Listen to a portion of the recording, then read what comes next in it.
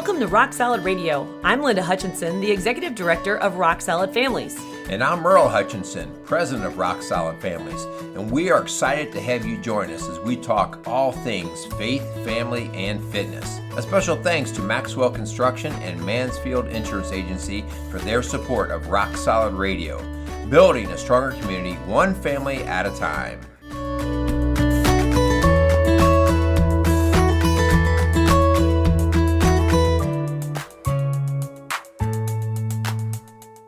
Hello, welcome to Rock Solid Radio. Hey, this is Merrill Hutchinson, and today I have my beautiful, lovely wife here, Linda. Hi, Linda. How are you doing, babe? There you go. I'm with the president of Rock Solid Families. You're the one who uses titles around here. I do not use titles. I don't want a title. I am a child of God. That's the only title I want. I do not want other titles, because then I have to live up to them. Well, you are my boss. Oh, President, yeah. President Merrill. Yeah, we know where that goes. Anyway, you know, hon, we probably delayed this show because of one, not quite knowing how to wrap our head around it, and two, a level of ignorance that we are aware of and wanted to not expose it any more than we probably have and will. But we've talked a lot about this topic in our home, and you and I both listen to a lot of podcasts from different artists and stuff, and so we feel like doing nothing concerning this topic is not right. Yeah. We have to do something. So can you tell us what today's topic is? I was going to say, are you going to get to that? Yeah, today's show, hon, I feel is a hard one. It's an important one, though, and it's really a hard one to know how to start. But with the current climate of our country, you and I felt like it was important to have a conversation in our home, not just one, but many conversations in our ministry about the issue of racism and what part do we play in our words and our actions and our attitudes. So, hon, before we get started on this show, on this topic, this really, really important topic that I think we've ignored for too long, we just have some disclaimers, right? That, you know, if people out there listening in Rock Solid Radio Land do not know us, before we begin the conversation, we are both white. I know podcast, you can't see us. Good, because I haven't had a shower today. Woo! Just let a workout class. But we are white, middle-class Americans that are living in a predominantly white, rural area in Southeast Indiana.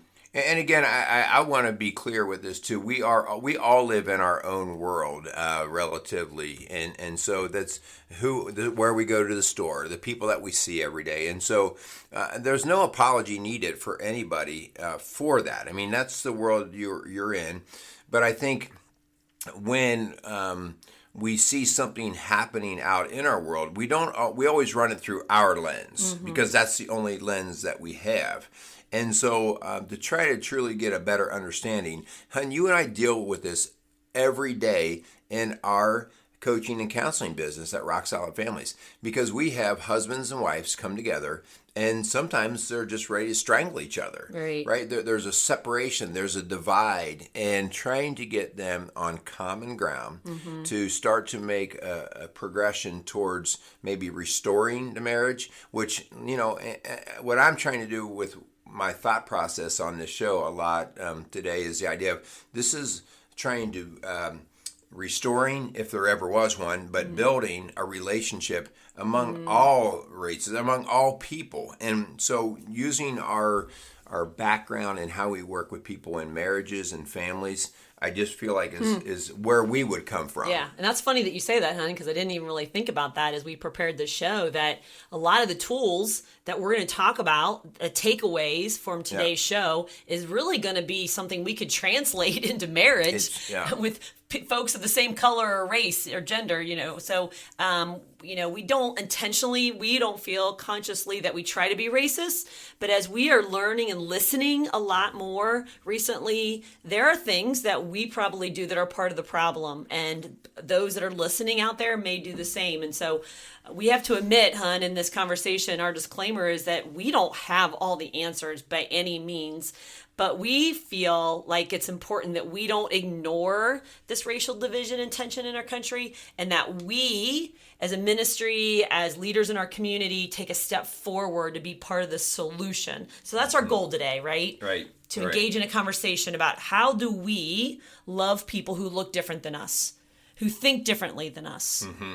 And as a Christ follower, what's our responsibility in that? Yeah. How do we actually go through that process? And again, we always talk about some people are just naturally connected in different skills, whether they're a natural athlete or they're a natural speaker or whatever.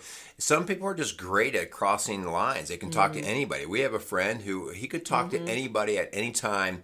And because he doesn't see color, he doesn't see race. Right. And then some of us are more, we have to be more deliberate. We have to be more mechanical. We have to practice new skills. And not because we don't want to, but because where we live or who we work with or who we are around, it's just not something that we are exposed to. And so we have to be more intentional about that. Yeah. Hun, as I'm watching the news a lot about this whole racial tension in our country right now, of all the signs that I saw in the crowd, and I've been reading them, the one that got me the most, I felt, was the one that was speaking right at me, and it said, "The world will not be destroyed by those who do evil, but by those who watch them without doing anything," by Albert Einstein. And I really felt like that was speaking to me like, Linda, you can't sit around and just do nothing anymore. Yeah. You're going to have to speak on this. You're going to have to listen and learn and lean in and admit that you've got some things to do differently. Yeah. I want to say too, Hun, that when one of our worst nightmares when we're dealing with a couple is when one of them or both of them come in and they say, you somehow either hear these words or this message in their words that, hey, this is who I am, take it or leave it. Yeah. That's what you get. Because, like they've totally become hardened. And that's what, Christ even says, the hearts will be hardened.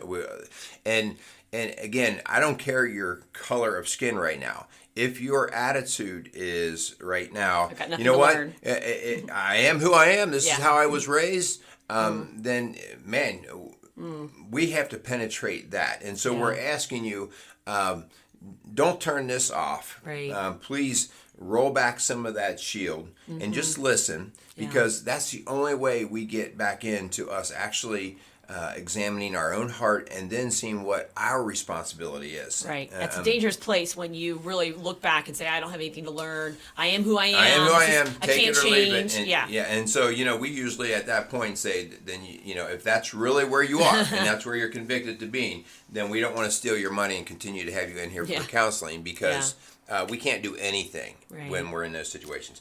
But we better pay some bills. Yeah, we want to thank our sponsors. We first want to thank Mansfield Insurance Agency, who's built a reputation in business on caring, listening, and protecting their customers.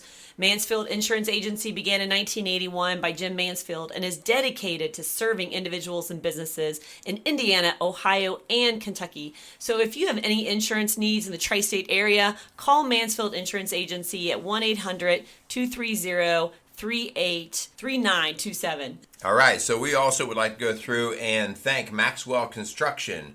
Maxwell Construction was founded in 1988 by John Maxwell. Since that time, Maxwell Construction has grown and expanded to become among the most recognized commercial construction companies in the tri-state area. What separates Maxwell Construction apart from their competition is their emphasis on being a service-oriented company to meet the individual needs of their customers. So whether it's a school, a hospital, a restaurant, apartment building, or even a retail center, Maxwell Construction is able to meet your needs. Call Maxwell Construction today at 812-537-2200. So, if you're listening today to another episode of Rock Solid Radio, you may be listening in the Cincinnati, Ohio tri-state area, but we know, Hun, from our analytics, that there's a lot of folks who listen from around the country and also in other countries. So this podcast is one of two podcasts that is written and produced as part of a larger ministry we have called Rock Solid Families. And so if you don't know about Rock Solid Families, we really do invite you to go to our website, rocksolidfamilies.org, and just learn more about our ministry to individuals, marriages, families, and our mission to strengthen all of those through God and His Word. Yeah, and we are we are all warriors. We are called into the battlefront. And I think the thing both at Strong Dads and at Rock Solid Radio is to not identify people as the enemy, but Satan as the enemy. And so the great divide right now is not one person against another. It's all of us against Satan. Yeah. And Satan is, I always, kind of talk about when we're in marriage counseling is, man, the one thing, if the kids can pit the mom and dad against each other, they're doing that for a reason, and that's to get their way. Right. And Satan is loving every minute of this divide right now, and our eyes are off of him and trying to destroy each other. Yeah. So, we are in a spiritual battle, and these are the end times. So if you or your family are in need of faith-based coaching, we can either do it in our site, in our St. Leon, Indiana office, or by Zoom conferencing. Really, that means all over the country or the world, and we'd love to walk alongside you. There is hope. There is help out there. So please give us a call at 812-576-ROCK. That's 812-576-7625. Or again, contact us through our website, rocksolidfamilies.org. Okay, very good stuff there. So, Hun, when we first started talking about this topic, you were talking about like how many things we don't understand, like the different types of racism and stuff. Yeah. And I want to caution us not to like make this a school lesson on all the different types of racism and all of these things, because that can be mind-boggling in itself, and we certainly don't want somebody just like, oh, I don't get all this, and turn off. But there's the bottom line is there's a lot of ignorance, isn't there? From both sides, people just not understanding how the other culture works. Right. Yeah. We have a very simple, limited view. And so part of what's been going on in our country has really driven us to learn. I've been reading a lot. I've been listening a lot. I've been sharing a lot with others that I want to learn from. And so we cannot sit in ignorance. One of the... Martin Luther King Jr. obviously was one of those leaders that we look to for guidance, and he talked about that. One of his quotes says, "Nothing in all the world is more dangerous than sincere ignorance or conscious stupidity." And so we can't sit there in ignorance or in silence anymore. So we've got a lot to learn. Yeah, and silence, and that's why we delayed doing this show, because we didn't quite, it's kind of one of those things, and again, guilty as charged. You want to just sort of look the other way and hope this thing all calms down, just like COVID-19, just like every other bad thing in the world. You just hope it goes away on its own. And we know that most problems don't just drift away. You actually have to do something. You have to be active in the process. And so that's why we just felt like we couldn't be silent. We needed to help our listenership, at least, again, not necessarily get you to agree with us, but to provoke thought and conversation, and to hopefully peel back some of the hardness of our hearts so that we are willing to go in and be part of the solution. Yeah, and you talked about that, like hoping it was going to go away. And that's the problem, is that this has been a topic that the Black community has tried to help us to see for decades, for centuries, and we are just putting our head in the sand. And oftentimes, because we don't understand, we get defensive, right? When the subject's brought up, like, I'm not racist, and so we have to really say, okay, maybe there are things that I am doing. Silence is a form of racism. Saying nothing is part of the problem. And so we want to try to be part of the solution and not react in a negative way. I read this book, White Fragility. I have a hard time saying it. But it refers to that negative emotional reaction that whites get when racism is brought up, and when they're confronted with it, with uncomfortable topics and truths. And that's not what we want to be. Silence, ignorance, defensiveness is not going to help us heal this land. Yeah, it's... you've heard that phrase before, until you walk into another man's shoes, and so that whole idea, we don't really know other people's walk, and I really can't tell another person how they should live. Even when people come in here for coaching, we don't go in and tell them, well, this is how your house should operate. We basically say, well, what are your goals? What do you want your house to work like? And then we can help them with that in terms of how do they most productively get that. And so part of our situation right here is realizing that this this, I'll call it racism or way of thinking, is just so almost subconscious. It's just part of inner systems. And it's systemic racism. Systemic racism, and again, we're not trying to point fingers and make anybody feel guilty. It's just we don't know any better. It's what we've come up with. We have to raise awareness. And so, hon, I got to share a story about my new friend, Debbie. Okay. I recently received a Facebook request from a woman in Austin, Texas. I did not know. And my kind of philosophy, policy on that. My usual response is that I don't accept friend requests from someone I don't know. And I usually delete it. Because, honey, I'm just telling you, there's a lot of creepy people out there. For some reason, well, how come you keep deleting mine? That's a little bit weird. I think I'm on some kind of international widows group or something, because I get these really provocative, creepy requests from widows in Europe and stuff that have these like sexy poses. And I'm like, oh, no, thank you. Okay, I'm going to stop you just for a second. I'm going to get off subject. What? So the other day you were telling me about a couch that you wanted to buy. And you described this couch completely to me, okay? And I was like, oh, okay, cool. And now I'm getting ads on my Facebook account for this exact couch that you showed me a picture of. What does that have to do with creepy I know, guys that's just creepy, though. That's creepy. How do people even know? And the whole social media thing is something else is going on there. But social media has a positive, and this is one of those that I really found, because when I received that friend request from Debbie, I really paused and I reevaluated my usual response, hon, and I looked at Debbie's profile and found out that she was a sister in Christ who leads a marriage and family ministry with her husband. And yes, she was a Black woman. And it may not have seemed like a big deal to you, but to me, it was kind of a turning point. I really felt like the Holy Spirit was prompting me to not only accept her friend request, hon, but to reach out to her, to get to know her.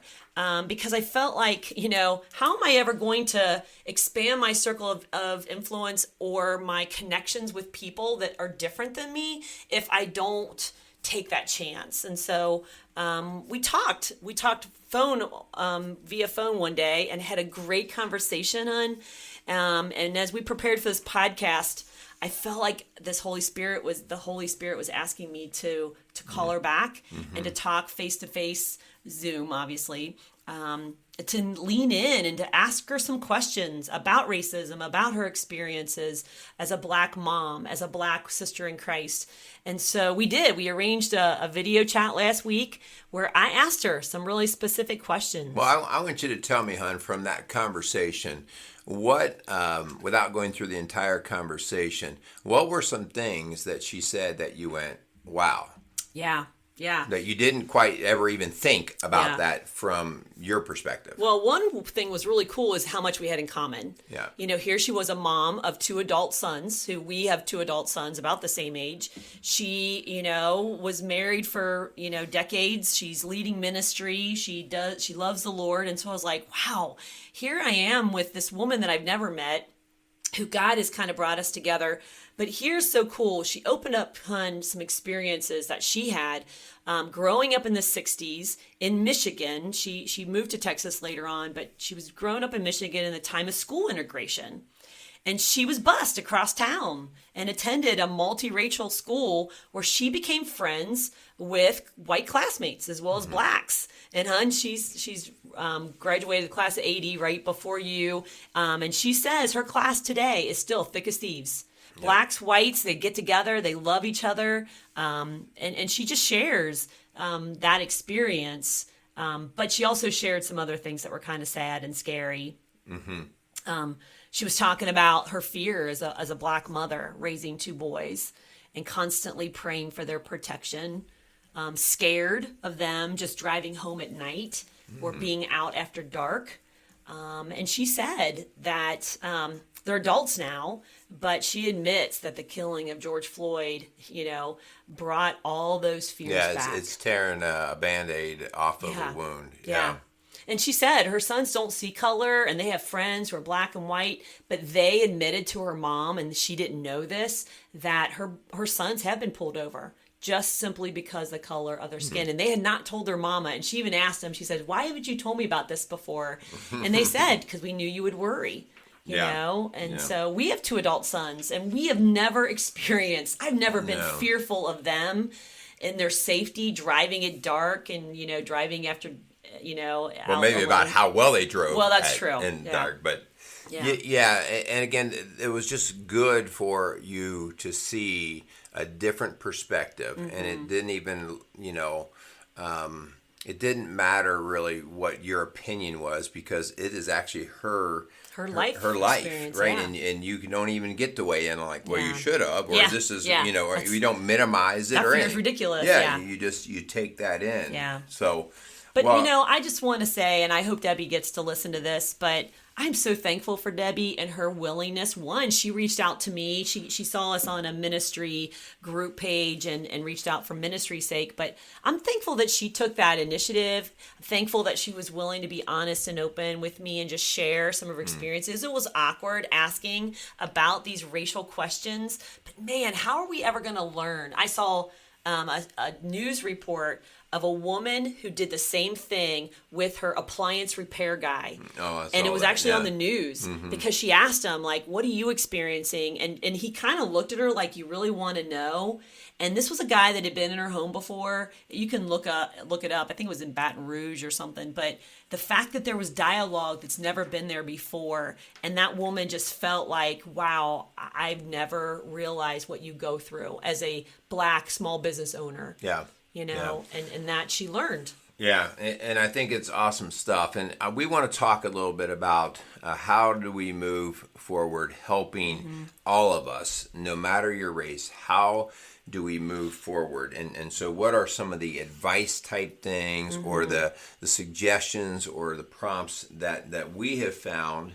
And again, we're just asking you to consider, because as neither of us are experts in this field, and we don't want to claim to be. Yeah. And we've already stated what our demographic is, and that is what it is. And so we just we can't change skin color, right? And we can't change how we were brought up, but we can change things moving forward. Yeah. And before we get into all these solutions, or this discussion about advice and stuff,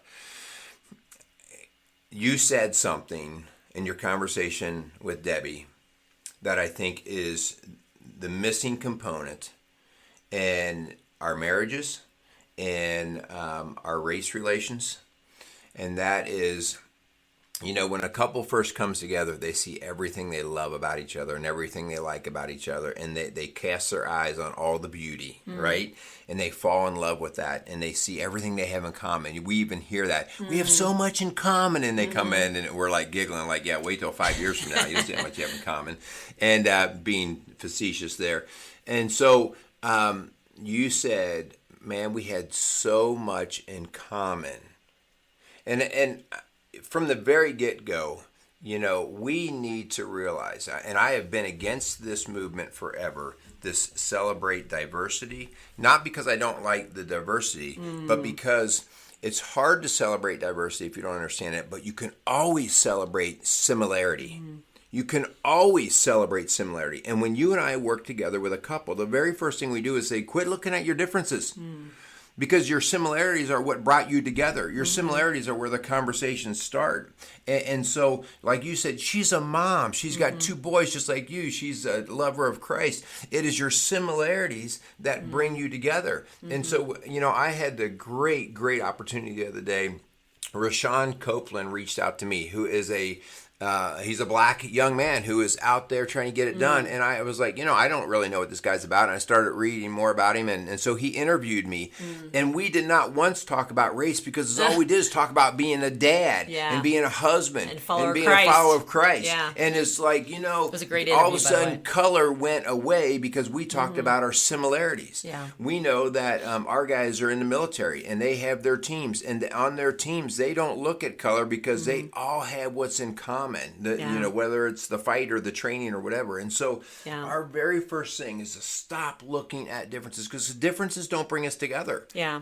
But again, and I hear you and I do agree, but we still have to continue to listen and admit that people are treated differently simply because Yes. the color of their skin, and we have to have empathy for those who don't have the advantages. There is a white privilege that we have that gives us a leg up on things, and we cannot deny that.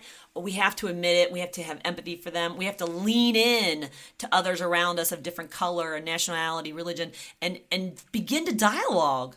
And I think if we listen more than we talk, we can learn. Yeah. The other challenge with this, and I'll bring it right back to our couples again, working with couples, is once trust is broken, it is, you can blow trust in an instant, and it will take years to rebuild. We see that when we raise kids, right? When your kids do something that breaks their trust, and all of a sudden the next day they behave well, and you're going, well, no, wait a minute. Yeah. I'm not. I don't know that I trust you that quickly, Yeah. and it can take a long time. And so, Black people have seen, or other people of other race have seen things that they don't trust in white community, in our government, in our politics, And vice versa. And white people have seen things, whether it's crime or Right. whatever that they see. And so both of us are working from a footing of distrust, Yeah. mistrust. And so we have to start saying, okay, what is like we say to our kids, it's not my job for me to build your trust. It's your job to show me. And so us white folks need to really start thinking about, okay, what do I need to do then so that they do trust me? And this is where we start talking about changing systemic policies and things. And Black folks doing the same thing of saying, what do I need to do? But we got to stop lumping everybody into the same category. You are not superior or entitled to a better life because the color of your skin. Yeah. As Martin Luther King Jr. said in his famous I Have a Dream speech, he said, I have a dream that my 4 children will one day live in a nation where they will not be judged by the color of their skin, by the content, but by the content of their character.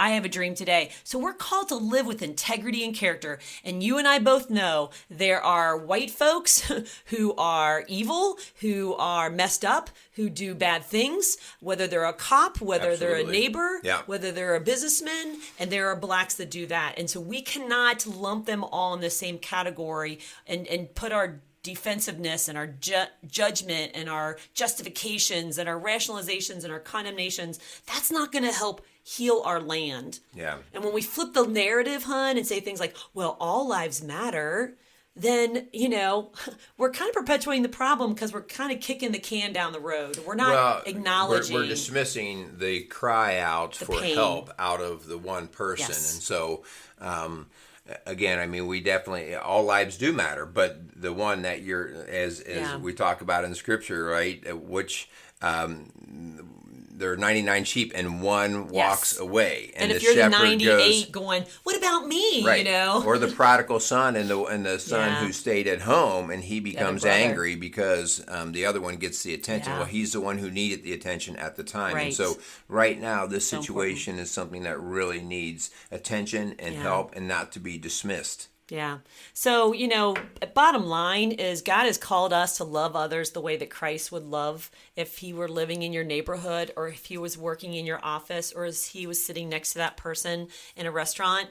Martin Luther King Jr. said, darkness cannot drive out darkness. Only light can do that. Hate cannot drive out hate. Only love can do that. And I think, that is our mantra. We have got to love others. We've got to look at through the lens of empathy and understanding and listening and learning and growing. We cannot sit there and go, I have all the answers, or I don't do that.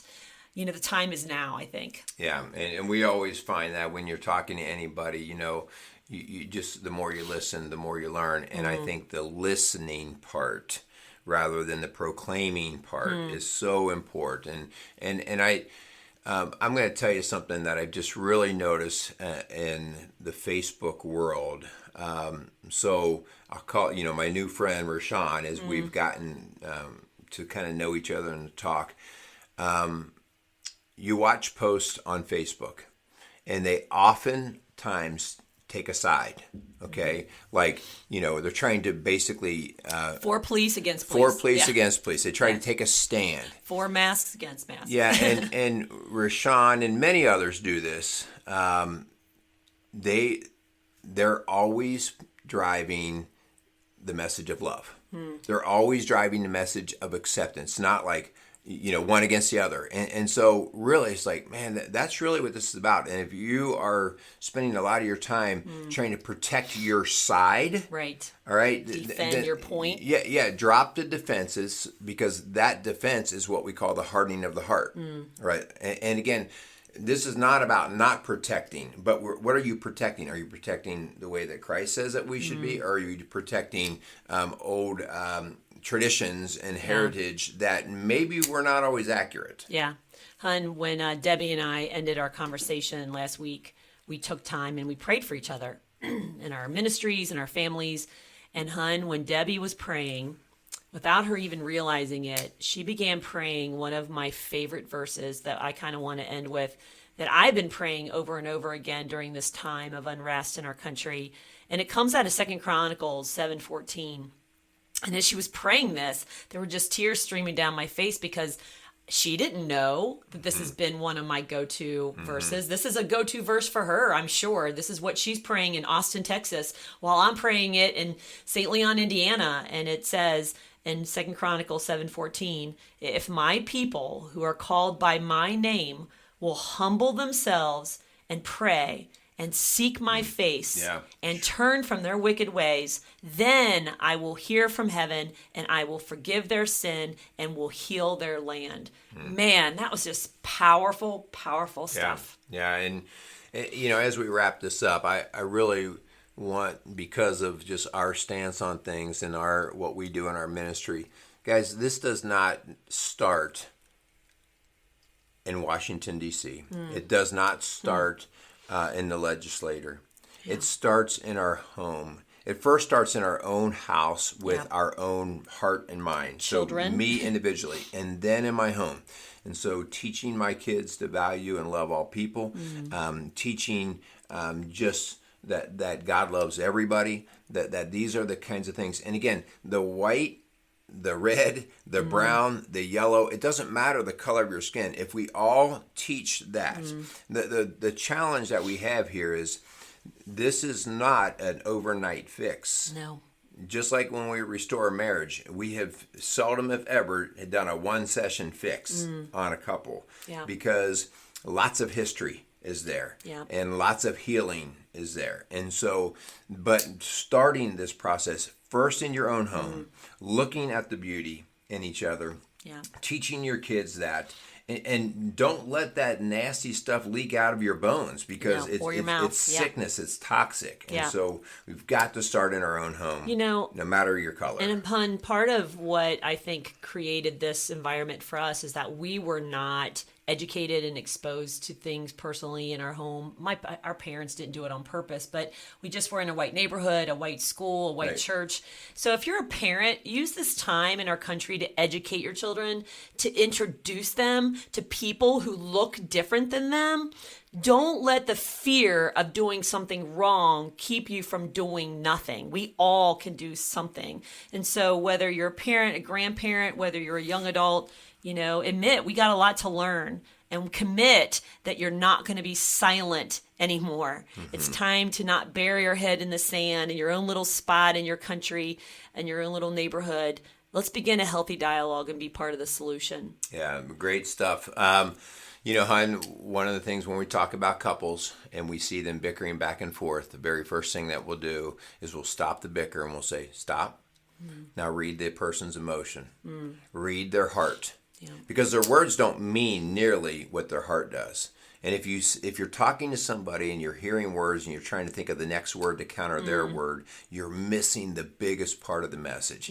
And so right now, if I can just take a read on people's hearts, they're hurting. Right? They're hurt. And if I miss this opportunity, if we as a country miss this opportunity to read each other's hearts, and this is a two-way street. We have to come and everybody's got to start reading, wow, how have people been hurt? And what can I do to help in the mending of that? And so please stop getting into all the crazy words and trying to think of your rebuttal, and let's start looking at, well, what's that dude's heart saying? What's it about? It's time to love others and shine the light of Christ into this darkness. All right. So as we want to close, we want to thank our sponsors again for today's show. Gosh, this was a great conversation, hon. But again, it's only going to happen when it's just a start. It's not a one-time thing. This is a lifelong change that we have got to not be silent anymore about. So please let us know what you feel, and we would love for you to chime in. Let our sponsors know that you appreciate this programming, the difference it's making. Hun, this is an important show. Please share it. Please listen to it again, because you may say, oh, that's not me. We all have some things to learn, right? Yeah, absolutely. So again, we do want to thank all of you. If we can help you and your family and your marriage, even within your community, please give us a call at 1-812-576-7625. Even if you are on the other side of the country, that seems to not be a big deal anymore, because we have this wonderful thing called Zoom, and so we can make this happen. So our deal is to say, hey, let's just be humble servants. Let's try to get this done, and let's get it done. Let's do the work rather than sitting back and just festering. So we love all you, hun. You do our tagline and get us out of here, because you do it so much better than me. Well, hey, you guys, everybody, thank you so much for listening to Rock Solid Radio, building a stronger community, one family at a time. Thanks for joining us for another episode of Rock Solid Radio. For help or more information about what you've heard on today's show, contact us at rocksolidfamilies.org or call us at 812-576-ROCK. That's 812-576-ROCK. Again, a huge thanks to our sponsors, Maxwell Construction and Mansfield Insurance Agency. If you have questions you'd like answered on our show, or you want to chime in on something you heard, go to our Facebook page, Rock Solid Families. We'd love to hear from you. Don't forget to tune in next week for another episode of Rock Solid Radio. I'm Linda Hutchinson, and for my husband Merrill and I, thanks for tuning in to Rock Solid Radio, building a stronger community, one family at a time.